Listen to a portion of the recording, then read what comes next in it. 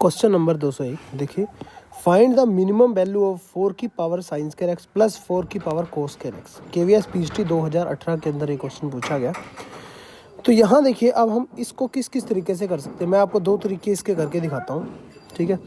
क्या है, एक तरीका तो सिंपल सा है कि हमें पता है कि अरिथमेटिक मीन हमेशा greater than is equal to होता है ज्योमेट्रिकल मीन से, ठीक है ना। तो यहाँ पे हम क्या कर सकते हैं, ये दो टर्म है हमारे पास, मिनिमम हमने वैल्यू निकालनी है, ठीक है। तो यहाँ पे अब हम क्या कर सकते हैं, इसका अरिथमेटिक मीन क्या हो जाएगा, दो टर्म का क्या होता है, a प्लस बी बाई 2। तो यहाँ पे हो जाएगा 4 की power sine square x plus 4 की power cos square x upon में 2। Greater than is equal to किससे हो जाएगा, ज्योमेट्रिकल मीन से। ज्योमेट्रिकल मीन दो टर्म का क्या होता है, a इंटू बी सारे की पावर 1/2। तो 4 की power sine square x into 4 की पावर कोस स्क्वायर एक्स, सभी की सारे की पावर 1/2। यहाँ तक किसी को कोई प्रॉब्लम नहीं होगी।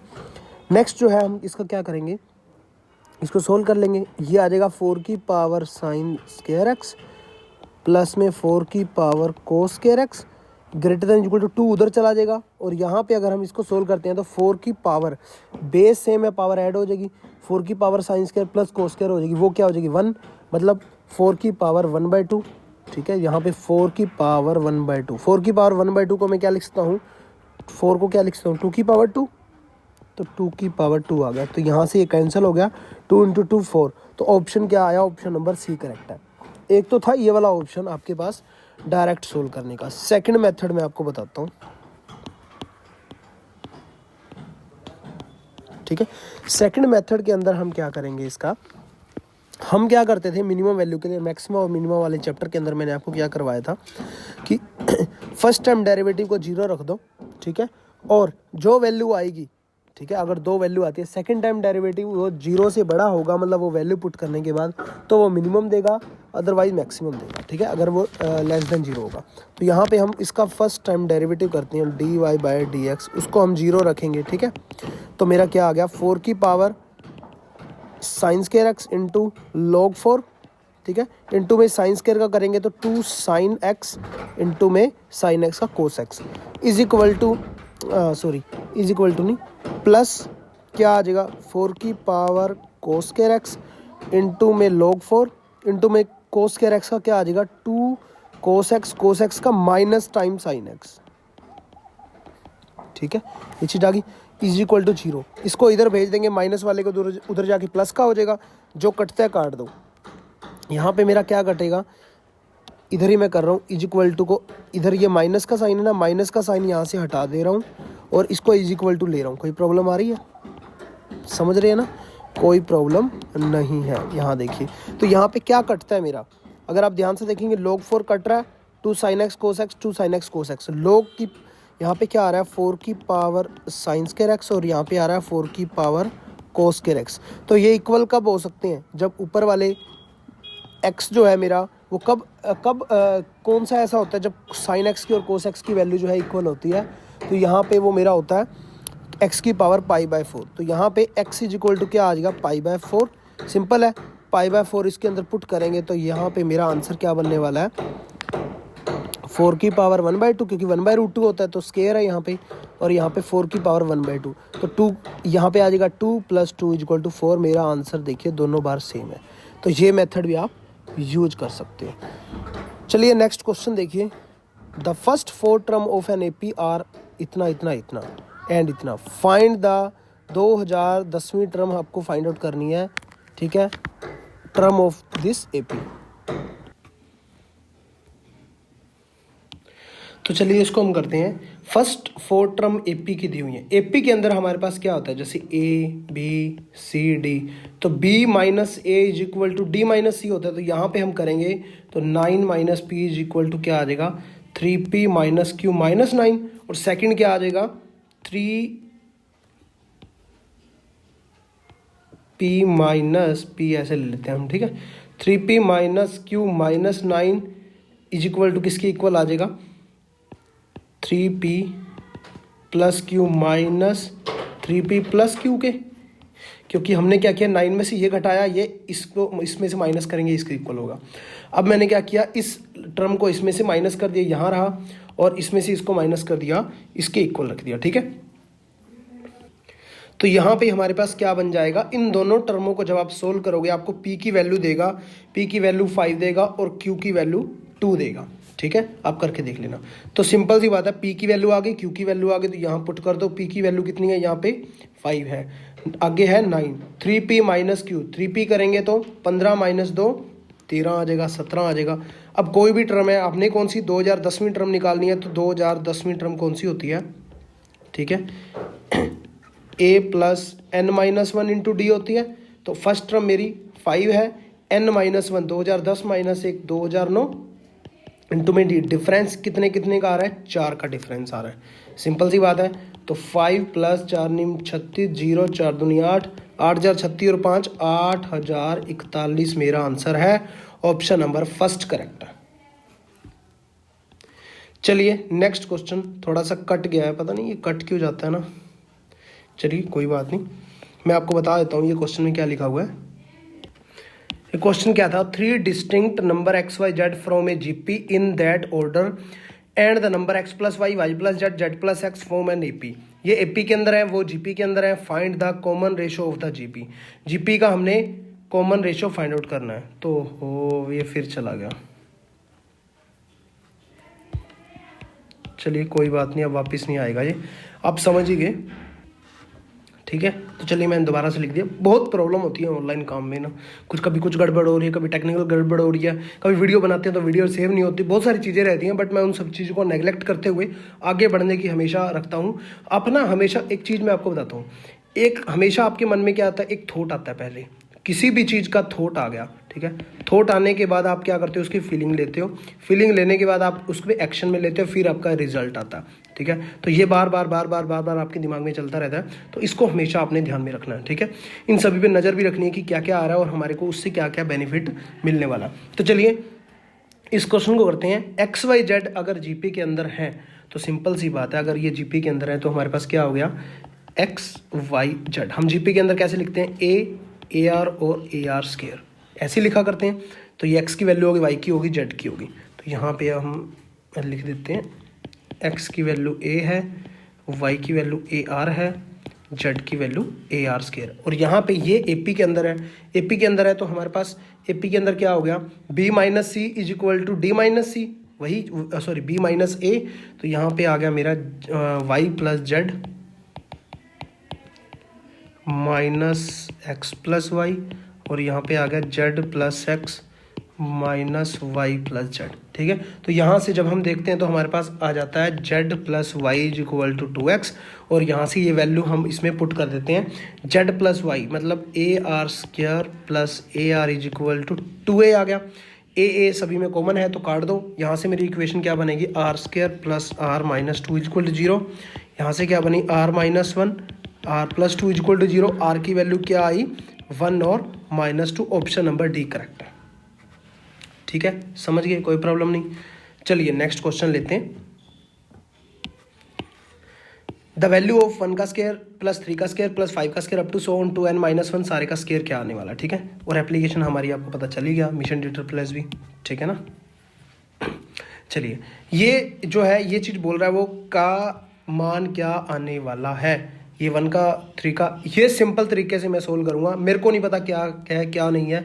मैं फर्स्ट के 3 वैल्यू लेता हूँ, मतलब n इज इक्वल टू मैं 3 मान रहा हूँ, फर्स्ट 3 वैल्यूज़, ठीक है। कौन कौन सी आ गई, 1 का स्क्वायर, 3 का स्क्वायर और 5 का स्क्वायर। यहाँ पे 1 प्लस 9 प्लस 25, तो यहाँ पे कितना आ रहा है मेरा 35 आ रहा है। तो किसी के अंदर भी पुट करूँगा, अगर 35 आ रहा है, n is equal to 3 put करूँगा तो इट मीन्स वो मेरा आंसर होगा। फर्स्ट ऑप्शन के अंदर मैंने लिया 1/3 इंटू 3, यहाँ पे 4 इंटू 3 3 9 माइनस 1, तो यहाँ पे मेरा क्या आ गया, 3 से 3 कैंसिल हो गया, 36 माइनस 1 35। आंसर सेम है इसका, मतलब ऑप्शन नंबर फर्स्ट ही करेक्ट है। बाकी किसी में भी करके देख लो आपका आंसर सेम नहीं आएगा, ठीक है। नेक्स्ट क्वेश्चन लेते हैं। हमारे पास कौन सा क्वेश्चन है, ये अलग अलग देखते रहना आप क्वेश्चन किस किस में आ रहे हैं। यूपी पीजीटी 2016 के अंदर क्वेश्चन आया हुआ है, ठीक है। देखिए क्वेश्चन क्या है, the least value of n for which 1 + 3 का square up to so on 3 की पावर n-1 ग्रेटर देन 700 है। तो ये देखिए, ये क्वेश्चन जो है बिल्कुल सिंपल लेवल का है, इसमें कुछ भी नहीं सोचना, सिंपल है। कितने तक वो वैल्यू जा सकती है कि वो 700 से बड़ी हो जाए, हम पुट करके देख लेते हैं। 1 + 3 का स्क्वायर 9, 3 3 होती है 27, 81, ठीक है, प्लस में और कितना आ जाएगा, 243, ठीक है ना।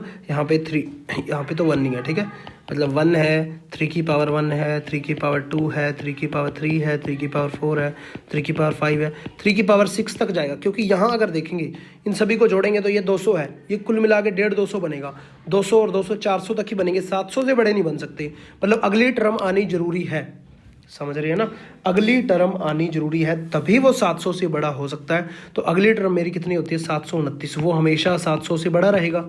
आप भी समझ गए, ठीक है ना, समझ आ गई। तो इसका मतलब 3 की पावर 6 तक जाना जरूरी है, तो 3 की पावर 6 तक जाना जरूरी है। 3 की पावर 6 को मैं 3 की पावर 7-1 लिख सकता हूँ, क्योंकि इससे मुझे कंपेयर कराना है लास्ट टर्म को, ठीक है ना, क्योंकि 3 की पावर n-1 से कंपेयर कराना है। तो यहाँ पे 7-1 इज इक्वल टू क्या आ गया, n-1, n is equal to क्या आ गया, सिंपल है, n इज इक्वल टू क्या आ गया, 7, ठीक है। ऑप्शन नंबर कौन सा करेक्ट है, डी करेक्ट है। चलिए नेक्स्ट क्वेश्चन फिर से कट गया, चलिए कोई बात नहीं, मैं इस क्वेश्चन को आपके सामने लिख देता हूँ। सिंपल लिखा हुआ है, वैल्यू निकालनी है इसकी, ठीक है, इसकी वैल्यू निकालनी है। 1 + 1/2 का फैक्टोरियल 1/3 का अप टू सो ऑन, ये 1 - 1/2 का 1/3 का, ये माइनस प्लस है, ध्यान में रखना, ठीक है। ये भी आपका जो क्वेश्चन है ना वो किसके अंदर पूछा हुआ है, यूपी पीजीटी 2016 के अंदर, जो 2019 के अंदर हुआ था, 2 फरवरी 2019 के अंदर। सिंपल सा क्वेश्चन है, हमें मैंने आपको बोला था e की पावर x और log x और log 1 + x, ये वाली सारी टर्में आपको ध्यान में रखनी होती हैं, तभी इस टाइप की क्वेश्चन आप कर सकते हो। e की पावर x को हम क्या लिखते हैं, 1 + x प्लस इसकी एक्सपेंशन क्या होती है, x² 2 का फैक्टोरियल, ठीक है, इसको हम 2 का फैक्टोरियल ऐसे भी लिख सकते हैं, ठीक है ना, x³ 3 का factorial up to so on चलता रहता है। यहाँ पे e की वैल्यू 1 पुट करोगे तो 1 + 1 प्लस क्या आ जाएगा, 1/2 का फैक्टोरियल प्लस 1/3 का factorial up to so on चलता रहेगा, ठीक है। अगर e की पावर -1 पुट करेंगे, x को -1 पुट किया, तब क्या चलेगा, 1 - 1 प्लस 1/2 का फैक्टोरियल माइनस 1/3 का factorial up to so on.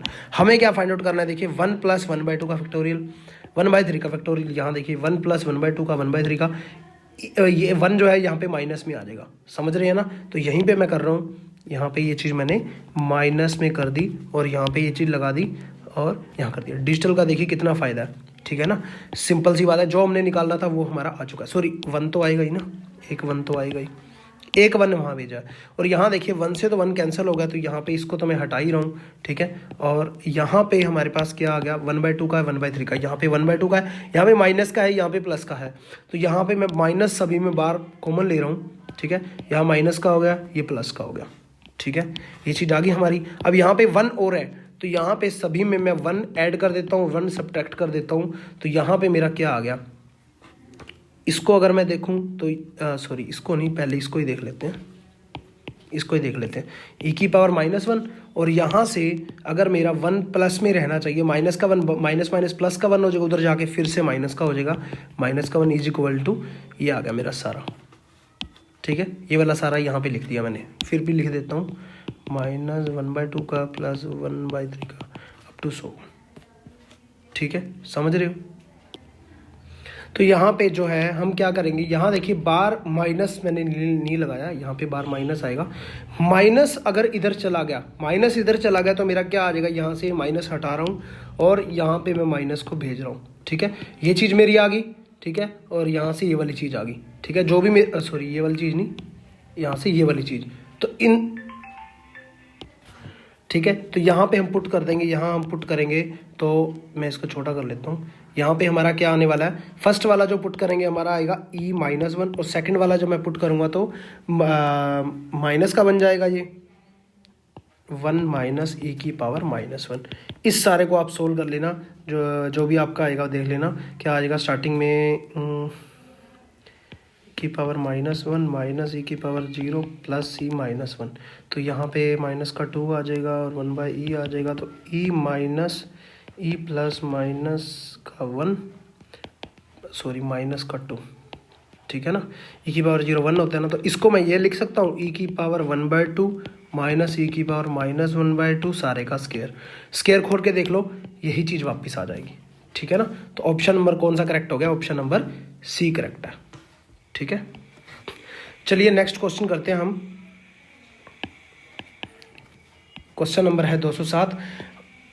ये मैं फिर से क्वेश्चन हो गया, मैं लिख देता हूँ।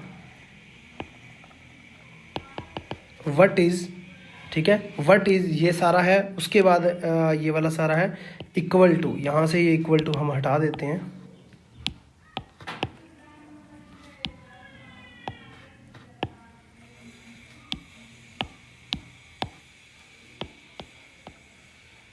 ठीक है, इसका मतलब किसके बराबर है, ये चीज़ हमें फाइंड आउट करनी है। मेन मुद्दा यहाँ पे है, ठीक है ना, मेन आपको यही चीज़ समझनी है।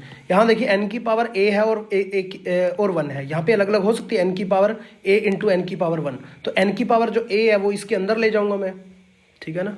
तो यहाँ पे ये भी यूपी पीजीटी के अंदर आया हुआ है, तो यहाँ पे इसका मेरा क्या बन गया, limit n tends to infinity 1/n बन गया, और सभी के अंदर चला गया n सारे की पावर a प्लस 2/n सारे की power a up to so on n/n सारे की पावर a। ठीक है, अब यहाँ पे हम, आपको ध्यान में होगा, हम इस टाइप का किया करते थे, तो r इज इक्वल टू 1 से n, ये क्या बन जाएगा 1/n r/n सारे की पावर a। ठीक है ना, r क्या है 1 2 3 4 अप टू n तक जा रहा है, समझ रहे हो। तो हम क्या किया करते थे, r/n को हम x पुट करते थे और 1/n को dx पुट करते थे। ठीक है, इसको समेशन, इसको इंटीग्रेशन पुट किया करते थे, याद होगा ना। तो उसको डायरेक्ट क्या कर देंगे हम, ये वाला क्या आ जाएगा 0 से 1 इंटीग्रेशन x की पावर a और dx। तो यहाँ पे इसको सोल्व कर देंगे, x की पावर a+1 बाई a+1। ठीक है, यहाँ से 0 से 1 यहाँ पे पुट कर देंगे 1/a+1, मेरा आंसर आ जाएगा ऑप्शन नंबर ए करेक्ट है। चलिए नेक्स्ट क्वेश्चन करते हैं। ये हमारा पूछा गया DSSB 23 सितंबर 2018 वाले में। देखिए क्वेश्चन क्या था, if there are arithmetic progression with the first term of each being unity. ठीक है, कुछ अरिथमेटिक प्रोग्रेशंस है जिसका पहली टर्म 1 है and common difference 1 2 3 4 up to m है रिस्पेक्टिवली, सभी में कॉमन डिफरेंस दिया गया। Then the sum of the nth term, उसकी nth टर्म का सम कितना होगा। तो सबसे पहले तो हम क्या करेंगे, इसको थोड़ा सा छोटा कर रहा हूं मैं, ठीक है। सबसे पहले हम क्या करने वाले हैं, वो n टर्म लिखने वाले हैं, जैसे कि पहली 1, ठीक है, दूसरी 2, सभी का डिफरेंस 1 1 1 होना चाहिए, 3 up to so on n। Second term, पहली तो 1, दूसरी 3, फिर 5, सभी में 2 2 का डिफरेंस हो गया 2n-1। ऐसे ही 1 4 7, सभी में 2 2 का डिफरेंस 3n-2। अब ये लास्ट टर्म कैसे निकाल रहा हूँ वो भी मैं अभी आपको बताता हूँ। यहाँ पे आएगा 1 m+1 up to so on mn-m+1। ठीक है, समझ रहे हो। लास्ट टर्म मैंने कैसे निकाली, मैं यहाँ पे आपको बता रहा हूँ। an क्या होती है मेरी लास्ट टर्म, तो यहाँ पे देखिए अगर मैं इसकी निकाल रहा हूँ, ठीक है, इसकी निकाल रहा हूँ, तो यहाँ पे क्या होता है a plus n-1 into D. तो फर्स्ट टर्म इसकी 1 है और n-1, ठीक है, n-1, d मेरा डिफरेंस कितना है 3 है, तो यहाँ देखिए क्या आ जाएगा 3n-2, समझ रहे हैं। ऐसे ही इसकी अगर जब मैंने निकाली लास्ट टर्म, तो यहाँ पे 1 प्लस n-1, तो n-1 है, d मेरा डिफरेंस इसमें कितना है, यहाँ पे उसने कितना बोला था डिफरेंस, देखिए 1 है 2 है 3 है अप टू n डिफरेंस होना चाहिए, तो यहाँ पे m था, तभी इसकी क्या बनी mn-m+1, समझ रहे हैं। अब क्या करना है, सिंपली इस सभी को जोड़ दो, वही तो कह रहा है वो, ठीक है ना। If the arithmetic mean is ना यूनिटी या कॉमन डिफरेंस जो इतना है, then sum of the n term, सभी को जोड़ दो। सभी को जोड़ोगे तो इसको जोड़ोगे, फिर इसको जोड़ोगे, ऐसे करोगे ना आप, ये जोड़ोगे तो n तक है, ठीक है, 1 2 1 3 5 अप टू 2n-1 तक है।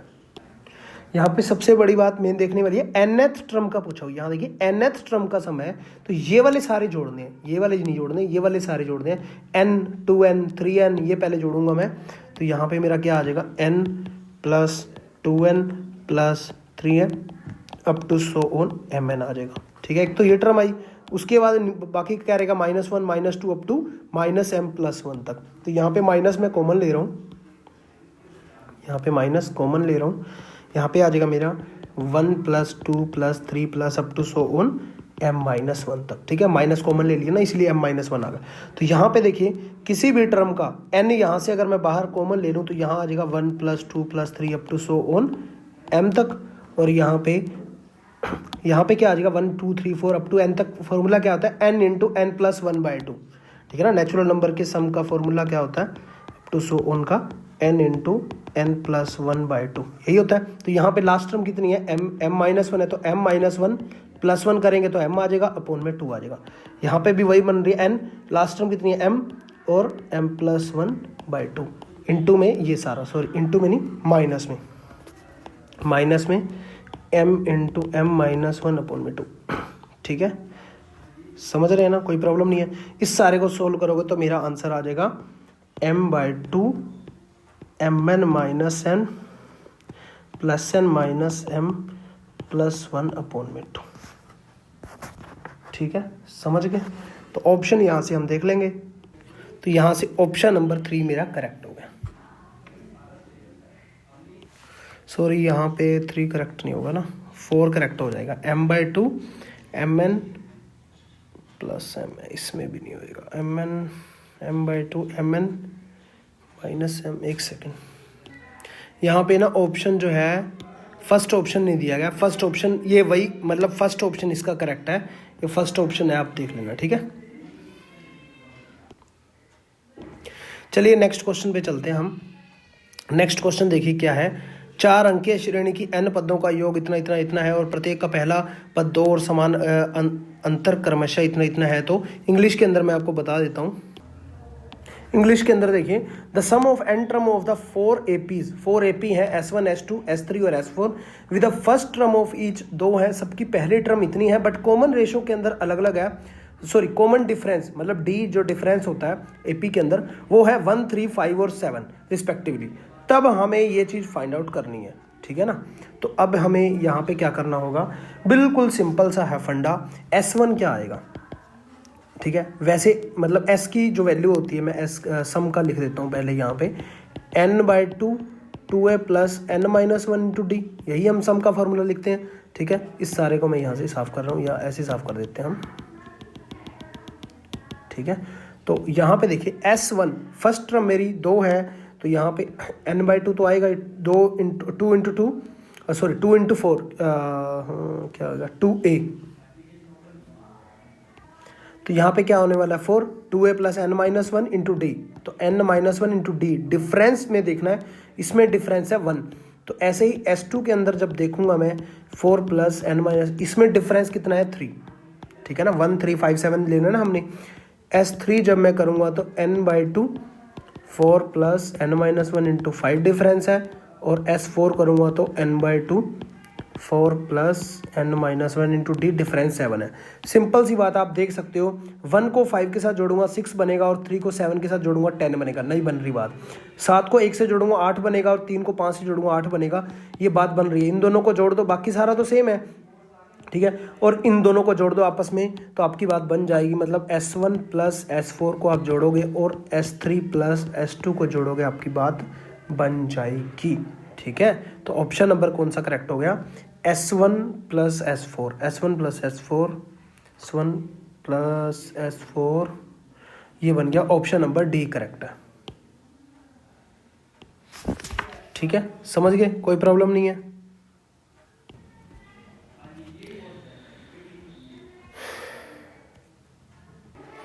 नेक्स्ट क्वेश्चन देखिए, the sum of 3 number in arithmetic progression, AP के अंदर है 3 नंबर 51 दिया हुआ है, product of first third term 273 है, दोनों तीनों की प्रोडक्ट 273 है। कॉमन डिफरेंस हमें निकालना है, एलटी ग्रेड 2018 के अंदर क्वेश्चन आया हुआ है, ठीक है। तो यहाँ सिंपल सा है, एप्लीकेशन आपने डाउनलोड कर ली होगी, ठीक है। अगर मैंने यूट्यूब पे पब्लिकली किया तभी की बात कर रहा हूँ, ठीक है। तो यहाँ पे सिंपल से फंडा क्या है, हम क्या लेते हैं a - d, a और a + d, 3 प्रोग्रेशन आप अब अर्थमेटिक के अंदर है, पी के अंदर है, तो हम ऐसे ही लेते हैं। तीनों को एडिशन करोगे d कट जाएगा, 3a = कितना आएगा 51 गिवन है हमारे को, a = कितना आ गया 17। तीनों की मल्टीप्लाई करोगे तो क्या आ जाएगा a² - d², क्योंकि a - d a + d a² - b² होता है, इंटू में a आ जाएगा 273। तो ए की वैल्यू मेरी 17 आ चुकी है, तो यहाँ पे 17 का स्क्वायर करेंगे तो 289 आएगा, ठीक है ना। 289 माइनस माइनस डी का स्क्वायर करेंगे और 7 यहाँ से जाके डिवाइड हो जाएगा, तो 7 या 21, 6 7 9 63 39 आ जाएगा। यहाँ पे एक गलती हुई है हमारे से कि उसने क्या बोला हुआ है, यहाँ देखिए product of first and third term का, तीनों टर्मों का नहीं है, फर्स्ट टर्म का है और थर्ड टर्म का प्रोडक्ट दिया हुआ है। यहाँ पे हमारे से गलती होगी, ए नहीं आएगा साथ में, ठीक है ना, क्योंकि फर्स्ट और थर्ड टर्म का दिया हुआ तो ए स्क्वायर माइनस डी स्क्वायर आ जाएगा, तो यहाँ पे आ गया 273। तो डी स्क्वायर की अगर वैल्यू देखें 289 माइनस 273, मेरी वैल्यू आ जाएगी 16। तो डी की वैल्यू अगर मैं देखूँ तो 4 आ जाएगी, ऑप्शन नंबर बी करेक्ट है, ठीक है।